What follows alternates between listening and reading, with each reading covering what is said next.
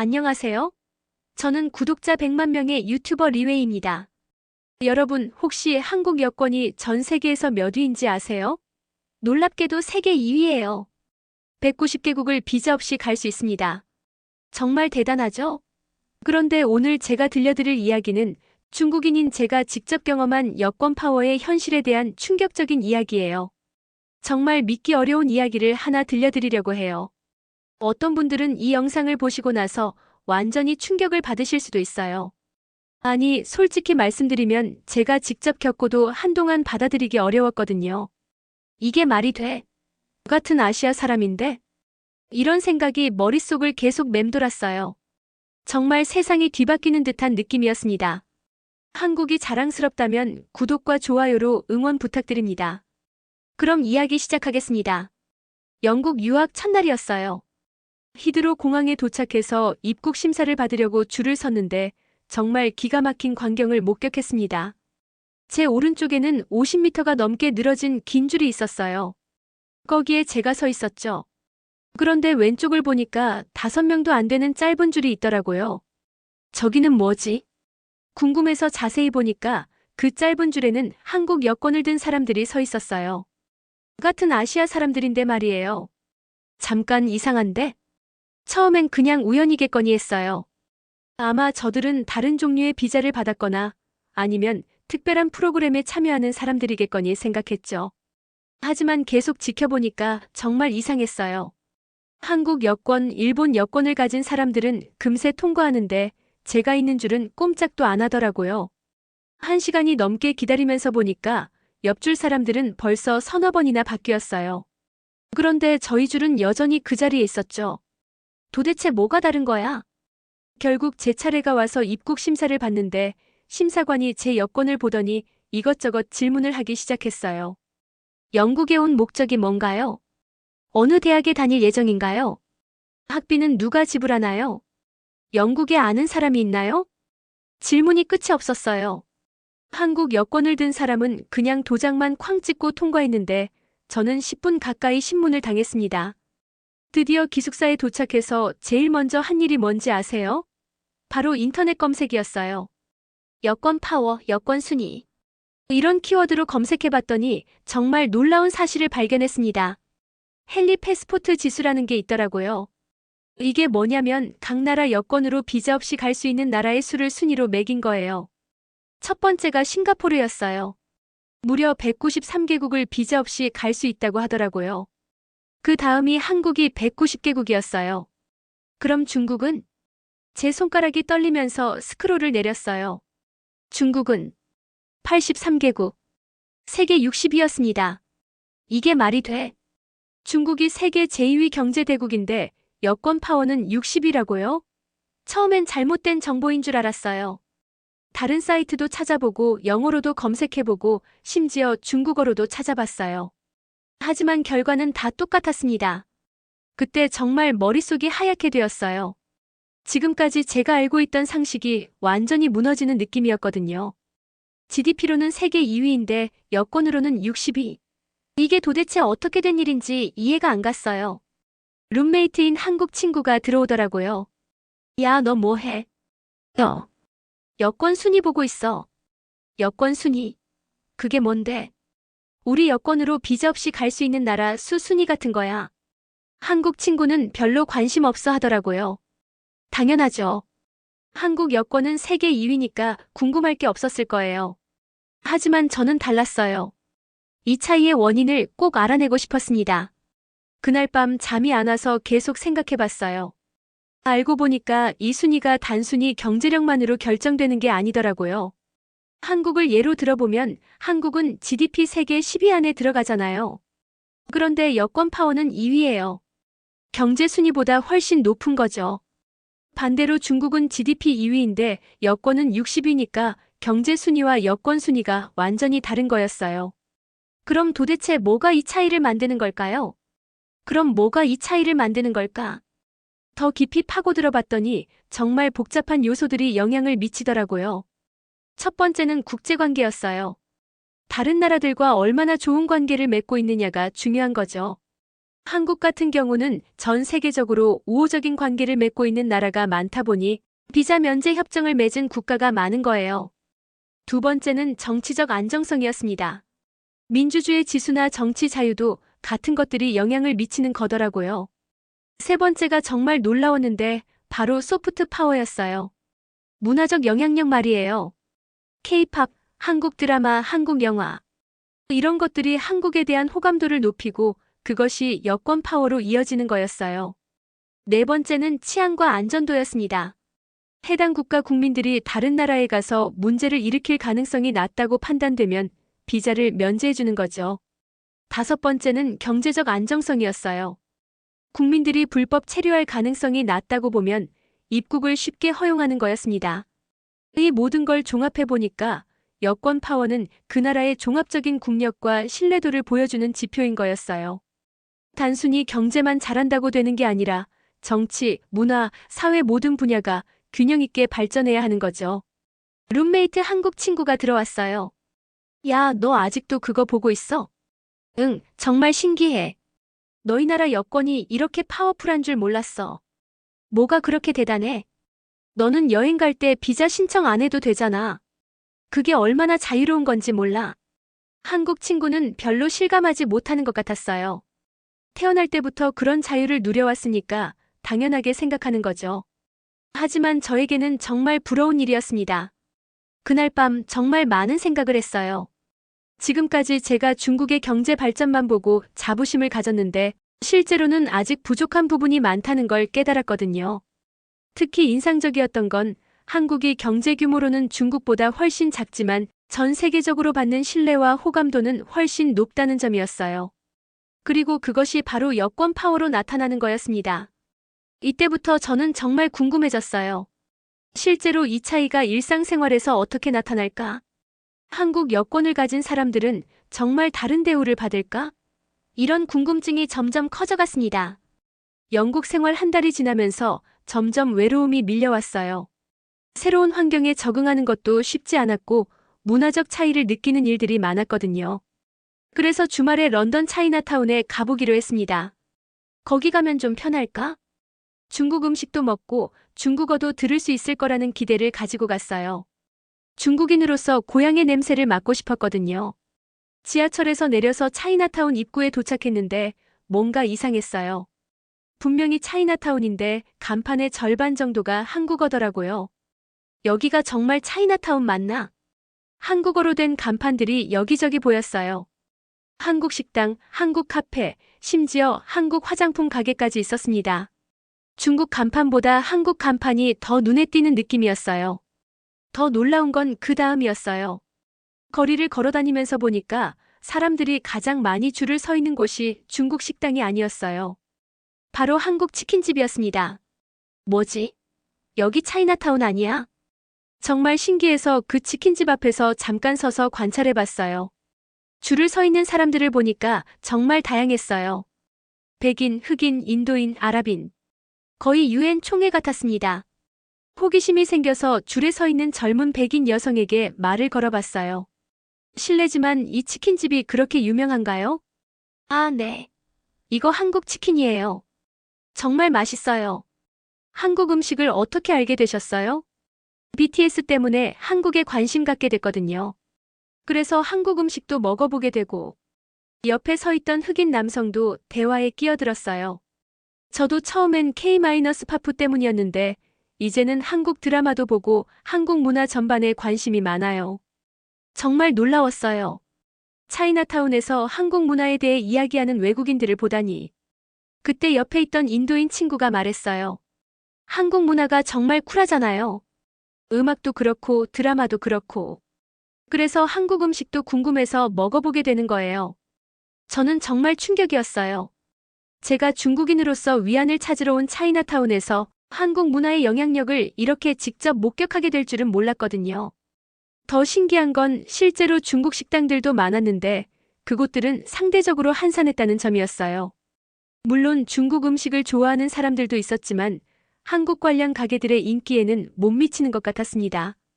중국 식당 하나에 들어가서 식사를 하면서 사장님과 이야기를 나눠봤어요. 사장님, 요즘 장사 어떠세요? 예전보다는 힘들어졌어요. 한국 가게들이 많이 생기면서 한국 문화 인기가 정말 대단한 것 같아요. 그러게요. 젊은 사람들은 특히 한국 쪽을 더 좋아하는 것 같아요. 식사를 마치고 차이나타운을 더 둘러봤어요. 정말 아이러니했어요. 차이나타운인데 한국 문화가 더 인기 있는 거였어요. 한국 화장품 가게에도 들어가 봤는데 거기서도 비슷한 상황이었어요. 다양한 국적의 사람들이 한국 화장품을 사고 있었고 직원들은 K-뷰티에 대해 열심히 설명하고 있었습니다. 이게 바로 소프트 파워구나. 그때 정말 깨달았어요. 앞서 인터넷에서 봤던 그 내용들이 현실에서 어떻게 나타나는지를 직접 목격한 거였거든요. 중국은 분명히 경제적으로는 훨씬 큰 나라예요. 인구도 많고 GDP도 높고 제조업도 발달되어 있죠. 하지만 문화적 매력도나 소프트 파워 면에서는 한국이 훨씬 앞서 있다는 걸 실감했습니다. 사람들이 한국 문화를 좋아하게 되면 자연스럽게 한국이라는 나라에 대해서도 호감을 갖게 되는 거예요. 그리고 그 호감이 신뢰로 이어지고 결국 여권 파워로까지 연결되는 거죠. 반면에 중국은 아직 그런 문화적 매력을 전 세계적으로 어필하는데 성공하지 못한 것 같았어요. 물론 중국 영화나 중국 음식도 좋지만 젊은 세대들에게 어필할 만한 현대적이고 트렌디한 문화 콘텐츠는 상대적으로 부족한 느낌이었습니다. 집으로 돌아가는 지하철에서 계속 생각해봤어요. 경제력도 중요하지만 사람들의 마음을 사로잡는 문화적 힘이 얼마나 중요한지 깨달았거든요. 한국이 여권 파워 2위를 차지할 수 있는 이유 중 하나가 바로 이런 소프트 파워 때문이구나 싶었어요. 전 세계 사람들이 한국 문화를 좋아하고 한국에 대해 긍정적인 이미지를 갖고 있으니까 한국 사람들을 환영하는 분위기가 만들어지는 거죠. 그날은 정말 많은 걸 배운 하루였습니다. 차이나타운에서 한국의 소프트 파워를 목격하게 될 줄은 정말 몰랐거든요.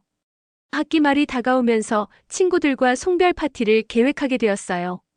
한 학기 동안 같이 수업을 들었던 다양한 국적의 친구들이 모이는 자리였습니다. 파티 장소는 런던 시내의 한 펍이었어요.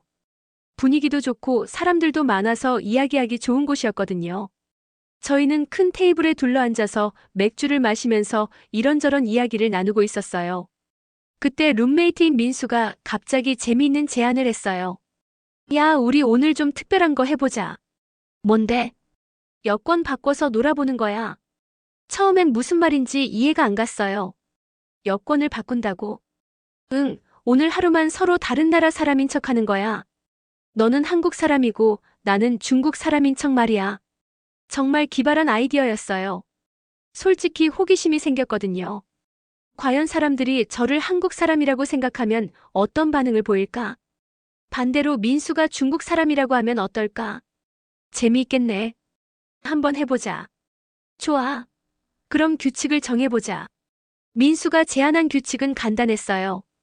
서로의 신분을 바꿔서 1시간 동안 다른 사람들과 대화해보는 거였어요. 저는 한국에서 온 유학생 역할을, 민수는 중국에서 온 유학생 역할을 맡기로 했습니다. 그런데 어떻게 해? 우리 얼굴만 봐도 구분할 수 있을 텐데. 아니야, 의외로 서양 사람들은 아시아 사람 구분 잘 못해. 게다가 여기 사람들 많잖아.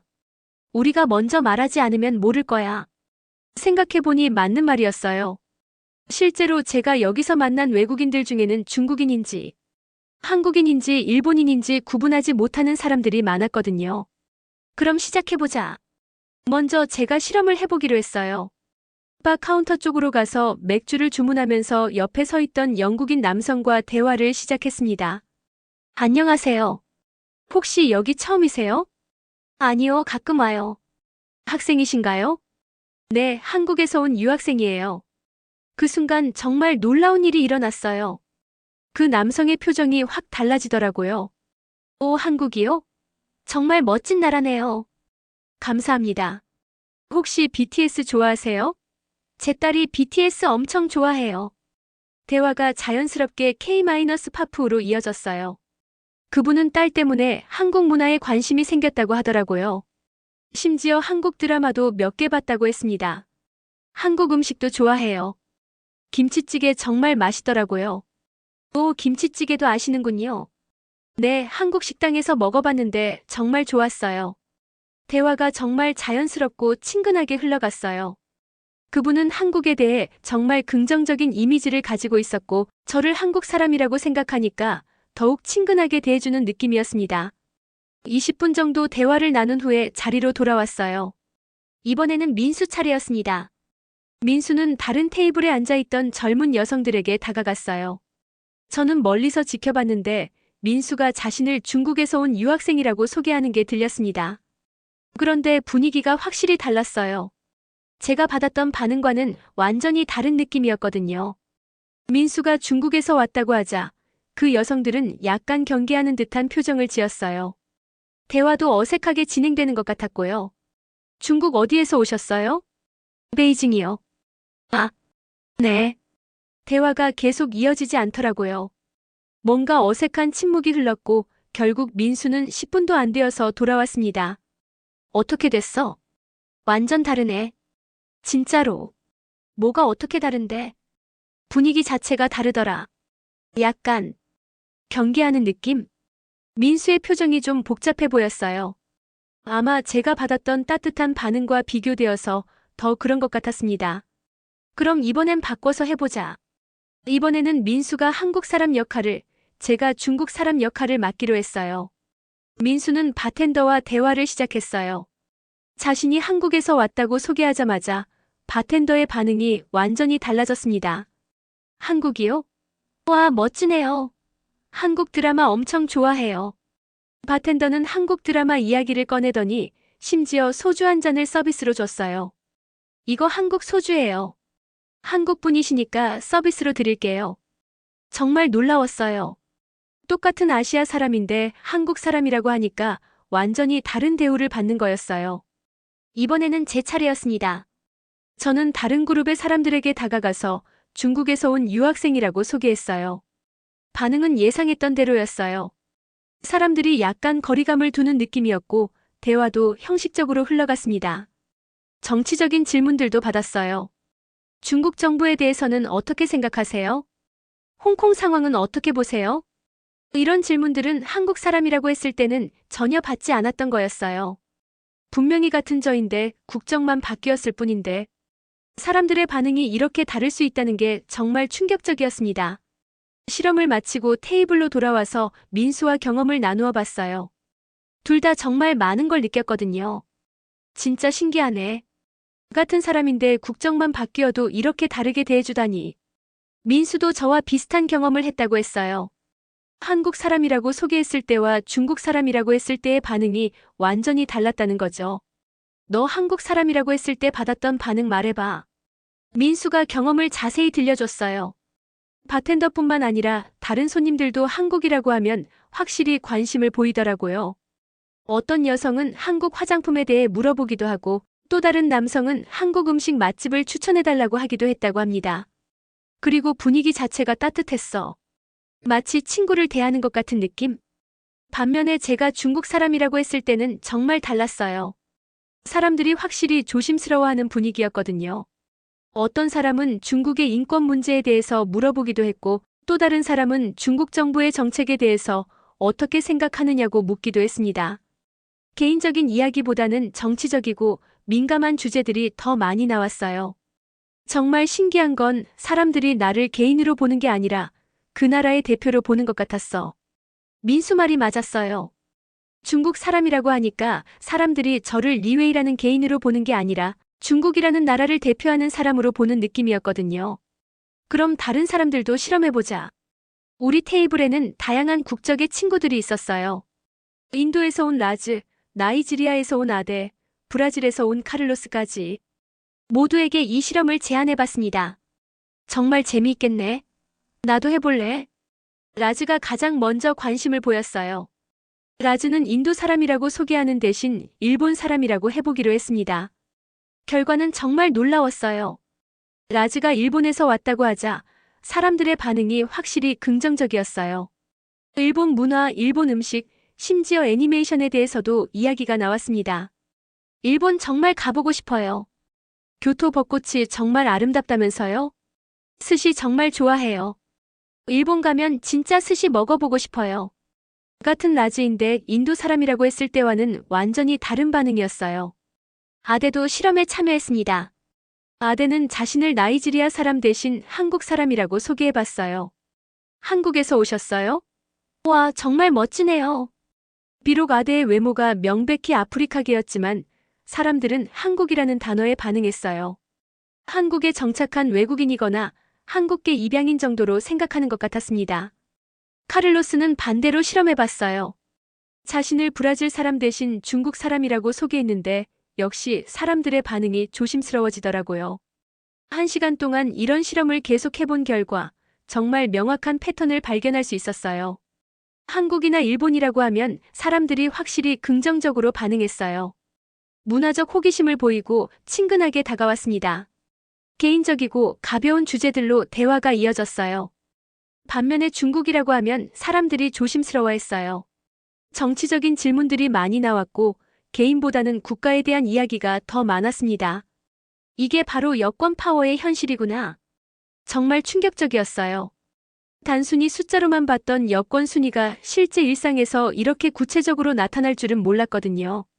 사람들이 특정 국가에 대해 가지고 있는 이미지와 선입견이 그 나라 사람들에 대한 태도로 바로 이어지는 거였어요.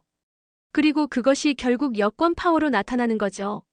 한국이나 일본 같은 경우는 긍정적인 이미지 때문에 사람들이 환영하는 분위기예요. 자연스럽게 비자 면제 협정도 많이 맺어지고 여권 파워도 높아지는 거죠. 하지만 중국은 아직 그런 긍정적 이미지를 만들어내지 못한 것 같았어요. 경제적으로는 강하지만 문화적 매력이나 소프트 파워 면에서는 아직 부족한 부분이 있는 거죠. 그런데 이게 공평한 건가? 솔직히 좀 억울한 마음도 들었어요. 저는 그냥 개인인데 제가 태어난 나라 때문에 이런 차별을 받는다는 게 말이에요. 하지만 동시에 이해도 됐어요. 사람들이 개인을 모르는 상황에서는 그 사람이 속한 집단이나 국가를 기준으로 판단할 수밖에 없잖아요. 그리고 그 판단의 기준이 되는 게 바로 각 나라의 이미지와 신뢰도인 거죠. 결국 우리나라가 더 좋은 이미지를 만들어야 하는 거네. 그날 실험을 통해서 정말 많은 걸 깨달았어요. 여권 파워는 단순히 경제력의 문제가 아니라 그 나라가 전 세계적으로 어떤 이미지를 가지고 있느냐의 문제라는 것을요. 파티에서의 실험이 끝나고 며칠 후 정말 현실적인 차이를 경험하게 될 기회가 생겼어요. 바로 주말 여행을 계획하게 된 거였습니다. 민수가 갑자기 제안했어요. 야, 이번 주말에 파리 가볼까? 파리? 갑자기? 응, 유로스타 타고 가면 2시간 반이면 도착해. 당일치기로 다녀올 수도 있고. 민수에게는 정말 간단한 일이었어요. 한국 여권을 가지고 있으니까 프랑스에 비자 없이 갈 수 있거든요. 하지만 저에게는 완전히 다른 이야기였습니다. 나는 비자 신청해야 하는데? 아, 맞다. 너는 중국 여권이지. 그때부터 정말 복잡한 과정이 시작되었어요. 프랑스 비자를 신청하려면 필요한 서류들이 한두 개가 아니었거든요. 먼저 비자 신청서를 작성해야 했어요. 영어와 프랑스어로 된 복잡한 양식이었는데 여행 목적부터 시작해서 정말 자세한 내용들을 다 적어야 했습니다. 숙박 예약 확인서도 필요했어요. 아직 갈지 말지도 확정하지 않았는데 일단 호텔을 예약하고 확인서를 받아야 한다는 거였어요. 은행 잔고 증명서도 발급받아야 했고요. 여행 경비를 감당할 수 있다는 것을 증명해야 한다고 하더라고요. 왕복 항공편 예약 확인서도 필요했어요. 정확한 입국 날짜와 출국 날짜를 증명해야 한다는 거였습니다. 학교에서 재학 증명서도 발급받아야 했고 여행보험도 가입해야 했어요. 이게 다야? 서류 목록을 보니까 정말 어마어마했어요. 그리고 이 모든 서류를 준비해서 대사관에 제출하면 처리하는데 최소 2주일은 걸린다고 하더라고요. 2주일? 그럼 이번 주말은 못 가는 거네. 반면에 민수는 어떻게 준비하고 있는지 봤더니 정말 간단했어요. 인터넷으로 유로스타 표만 예약하면 끝이었거든요. 클릭 몇 번이면 모든 준비가 완료되는 거였어요. 너는 정말 편하겠다. 뭐가? 여행 갈 때 이렇게 간단하잖아. 아, 그런가? 나는 당연한 줄 알았는데. 민수에게는 정말 당연한 일이었던 거예요. 태어날 때부터 그런 자유를 누려왔으니까 특별하다고 생각하지 않는 거죠. 결국 그 주말에는 민수 혼자 파리를 다녀왔어요. 저는 비자 신청 서류를 준비하느라 주말을 다 보냈습니다. 월요일에 민수가 돌아와서 파리 이야기를 해주는데 정말 부러웠어요. 에펠탑도 보고 루브르 박물관도 갔다 왔어. 정말 좋더라. 부럽다. 나도 가고 싶었는데. 다음에 비자 나오면 같이 가자. 그런데 더 충격적인 사실을 알게 되었어요. 민수가 파리에서 만난 다른 한국인 여행객들 이야기를 해주더라고요. 거기서 만난 한국 사람이 있었는데 이번 달에만 벌써 독일, 프랑스, 이탈리아를 다 다녀왔다고 하더라. 한 달에 3나라를? 응, 주말마다 다른 나라 가는 거야. 비자도 필요 없고 거리도 가깝고. 정말 다른 세상이었어요. 한국 여권을 가진 사람들에게는 유럽 여행이 마치 우리가 다른 도시 가는 것처럼 쉬운 일이었던 거예요. 2주일 후에 드디어 제 비자가 나왔어요. 모든 서류를 준비하고 대사관에 가서 면접도 보고 정말 복잡한 과정을 거쳐서 받은 비자였습니다. 드디어 이제 파리 갈 수 있어. 하지만 그 2주일 사이에 민수는 이미 파리뿐만 아니라 네덜란드와 벨기에까지 다녀왔더라고요. 너 진짜 많이 다녔네. 어쩔 수 없잖아. 너 기다리면서 혼자 갔지 뭐. 드디어 파리 여행을 함께 가게 되었는데 입국할 때도 차이가 있었어요.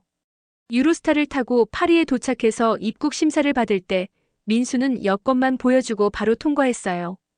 심사관이 도장도 안 찍고 그냥 손짓으로 지나가라고 하더라고요. 제 차례가 되었을 때는 달랐어요. 심사관이 제 여권을 자세히 들여다보더니 비자를 확인하고 몇 가지 질문을 했습니다. 프랑스에 온 목적이 뭡니까? 얼마나 머물 예정입니까? 어디에 숙박합니까? 다행히 모든 서류를 준비해놨기 때문에 무사히 통과할 수 있었지만 시간이 5분 정도 더 걸렸어요. 파리에서도 마찬가지였어요. 민수는 다음 여행 계획을 벌써 세우고 있더라고요. 다음 주말에는 스위스 가볼까? 아니면 오스트리아? 저에게는 상상도 할 수 없는 일이었어요. 스위스나 오스트리아를 가려면 또 다른 비자가 필요했거든요. 너는 정말 자유롭다. 뭐가? 이렇게 자유롭게 여행할 수 있잖아. 나는 한 나라 가려면 몇 주씩 준비해야 하는데. 그때 민수도 처음으로 여권 파워의 차이를 실감하는 것 같았어요. 생각해보니까 그러네. 나는 별 생각 없이 여행했는데 너한테는 정말 큰일이었구나. 파리 여행을 마치고 돌아와서 더 많은 현실을 알게 되었어요. 다른 친구들과 이야기를 나누다 보니 싱가포르에서 온 친구는 전 세계 어디든 자유롭게 다닐 수 있다고 하더라고요. 일본에서 온 친구도 마찬가지였고요. 심지어 브라질에서 온 카를로스도 유럽 대부분 나라는 비자 없이 갈 수 있다고 했어요. 나만 이렇게 불편한 건가? 정말 소외감이 들었어요. 다른 친구들은 주말마다 다른 나라를 여행하는데 저는 한 나라 가는데도 몇 주씩 준비해야 하니까요. 하지만 동시에 깨달은 것도 있었어요. 여권 파워의 차이가 단순히 여행의 편의성에만 영향을 미치는 게 아니라는 것을요. 이것은 곧 기회의 차이, 경험의 차이로 이어지는 거였습니다. 한 학기 유학 생활이 끝나고 드디어 귀국하는 날이 왔어요. 히드로 공항에서 체크인을 하고 출국 심사를 기다리면서 지난 몇 달 동안의 경험들이 머릿속을 스쳐 지나갔습니다. 출국 대기실에서 앉아 있는데 옆에서 가족들이 대화하는 소리가 들렸어요. 영어로 대화하고 있었는데 억양을 들어보니 싱가포르 사람들 같았습니다. 아들아, 졸업하면 세계 일주 선물해줄게. 정말이요? 어디 갈 수 있어요? 어디든 가고 싶은 곳. 유럽도 좋고 남미도 좋고 아프리카도 괜찮아. 아버지가 아들에게 말하는 톤이 정말 자연스러웠어요. 마치 국내 여행 계획을 세우는 것처럼 쉽게 이야기하고 있더라고요. 그럼 1년 동안 20개 나라 정도 갈 수 있을까요? 물론이지. 우리 여권이면 대부분 나라는 그냥 갈 수 있어. 정말 부러웠어요. 그 가족에게는 전 세계가 마치 자신들의 뒷마당 같은 느낌이었거든요. 그런데 뒤쪽에서는 완전히 다른 대화가 들렸어요. 방글라데시 가족으로 보이는 사람들이었는데 아버지가 아들에게 걱정스러운 목소리로 말하고 있었습니다. 미국 비자 떨어질까봐 정말 걱정이야. 아빠, 서류는 다 완벽하게 준비했잖아요. 그래도 불안해. 이번에 떨어지면 또 언제 기회가 올지 모르겠어. 그 아버지의 목소리에는 절실함이 묻어 있었어요. 아들의 미래가 그 비자 한 장에 달려있다는 것을 느낄 수 있었습니다. 서류비만 벌써 얼마나 들어갔는지 몰라. 죄송해요, 아빠. 쟤 때문에. 아니야, 아들아. 너를 위해서라면 뭐든 할 수 있어. 같은 공항, 같은 시간, 하지만 완전히 다른 두 가족의 이야기를 들으면서 정말 많은 생각이 들었어요. 한쪽에서는 세계 일주를 선물처럼 주고받는 이야기를 하고 다른 한쪽에서는 비자 하나 받는 것도 가족 전체에 큰 걸림돌이 되는 상황이었거든요. 그때 정말 깨달았어요. 여권은 그냥 신분증이 아니라 인생의 가능성 자체를 결정하는 도구라는 것을요. 싱가포르 가족의 아들은 졸업 후에 전 세계 어디든 가서 견문을 넓히고 다양한 경험을 쌓을 수 있어요. 그런 경험들이 나중에 그의 인생에 얼마나 큰 자산이 될까요? 반면에 방글라데시 가족의 아들은 미국 비자 하나 받는 것도 이렇게 어려운 상황이에요. 같은 꿈을 가지고 있어도 출발선 자체가 다른 거죠. 탑승 시간이 되어서 게이트로 향하면서도 계속 생각해봤어요. 제가 지난 몇 달 동안 경험한 것들이 바로 이런 맥락에서 이해되는 거구나 싶었거든요. 비행기 안에서도 흥미로운 장면을 목격했어요. 승무원이 입국 신고서를 나누어 주는데 어떤 승객들은 받지도 않더라고요. 입국 신고서 필요하세요? 아니요, 괜찮습니다. 그 승객들의 여권을 슬쩍 봤더니 대부분 한국, 일본, 유럽 여권들이었어요. 중국으로 입국할 때 비자가 필요 없는 나라들이었거든요. 반면에 저를 포함해서 다른 승객들은 복잡한 입국 신고서를 작성해야 했어요. 방문 목적, 숙박지, 체류기간 등등 정말 자세한 내용들을 다 적어야 했습니다. 같은 비행기를 타고 가는데 이렇게 다를 수가 있나? 정말 신기했어요. 물리적으로는 같은 공간에 있지만 각자가 가진 여건에 따라서 완전히 다른 절차를 거쳐야 하는 거였어요. 중국에 도착해서 입국 심사를 받을 때도 마찬가지였어요. 외국인 전용 창구가 따로 있었는데 그곳도 나라별로 대우가 달랐습니다. 한국이나 일본 여권을 가진 사람들은 비교적 빠르게 통과했어요. 간단한 질문 몇 개만 받고 입국 도장을 찍어주더라고요. 하지만 다른 나라 여권을 가진 사람들은 더 오래 걸렸어요. 서류를 자세히 확인하고 질문도 더 많이 하고 때로는 별도의 검사를 받기도 했습니다. 이게 바로 여권 파워의 현실이구나. 입국 심사를 마치고 수화물을 찾으면서도 계속 관찰해봤어요. 사람들의 표정이나 행동을 보면 각자가 어떤 경험을 했는지 대충 알 수 있었거든요. 어떤 사람들은 정말 편안하고 자연스러운 모습이었어요. 여행이 일상적인 일처럼 느껴지는 사람들이었죠. 하지만 어떤 사람들은 긴장하고 불안해하는 모습이었어요. 아마 비자나 입국 심사 때문에 스트레스를 받았을 거예요. 집으로 가는 택시 안에서 생각해봤어요. 지난 몇 달 동안 제가 경험한 모든 것들이 하나의 큰 그림으로 연결되는 느낌이었거든요. 공항에서의 첫 번째 경험부터 시작해서 차이나타운에서 본 한국 문화의 인기, 여권, 게임 실험, 여행할 때의 불편함, 그리고 마지막에 공항에서 본 두 가족의 대화까지.